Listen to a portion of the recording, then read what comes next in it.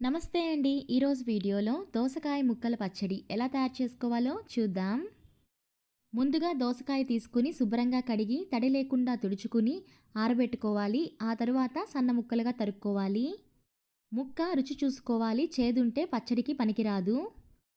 పావు tea spoon పసుపు, రుచికి తగినంత ఉప్పు, కారం తీసుకుని పక్కన పెట్టుకోవాలి.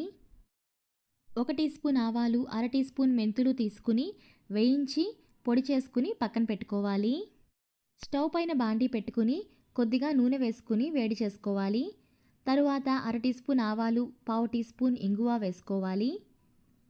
ఆవాలు చిటపటలాడిన తరువాత స్టవ్ ఆపేసుకోవాలి. ఈ తిరగమాతని పూర్తిగా చల్లారనివ్వాలి.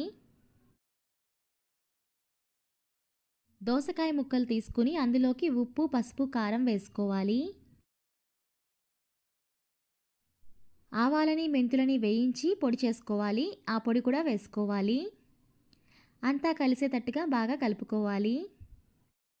ఈ పచ్చడి పెట్టేటప్పుడు తడి తగలకుండా చూసుకోవాలి.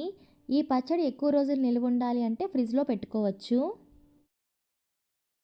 ఇప్పుడు నిమ్మరసం వేసుకుని ఒకసారి బాగా కలుపుకోవాలి.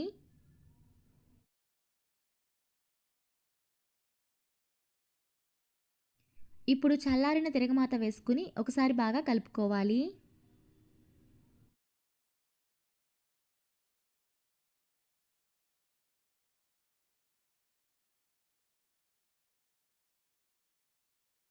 బాగా కలుపుకుని పచ్చడి రుచి చూసుకుని ఉప్పు, కారం, పులుపు పడతాయి అనిపిస్తే కొద్దిగా వేసుకోవచ్చు.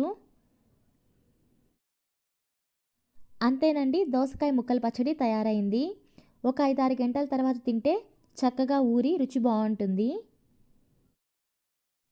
మీరు కూడా ఒకసారి రెసిపీ ట్రై చేసి చూడండి. ఎలా వచ్చిందో మాకు కామెంట్ చేసి చెప్పండి. మరికొన్ని సింపుల్ అండ్ టేస్టీ రెసిపీస్ కోసం మా ఛానల్ను తప్పకుండా సబ్స్క్రైబ్ చేసుకోండి. ఈ దోసకాయ ముక్కల పచ్చడి అన్నంలో నెయ్యి వేసుకుని తింటే చాలా రుచిగా ఉంటుంది. అలాగే ఇడ్లీ, దోశల్లో కూడా బాగుంటుంది. పెరుగన్నంలోకి నంచుకుంటే కూడా బాగుంటుంది. దోసకాయకి పైనున్న తోలు తీయకుండానే ముక్కలుగా కట్ చేసుకోవాలి.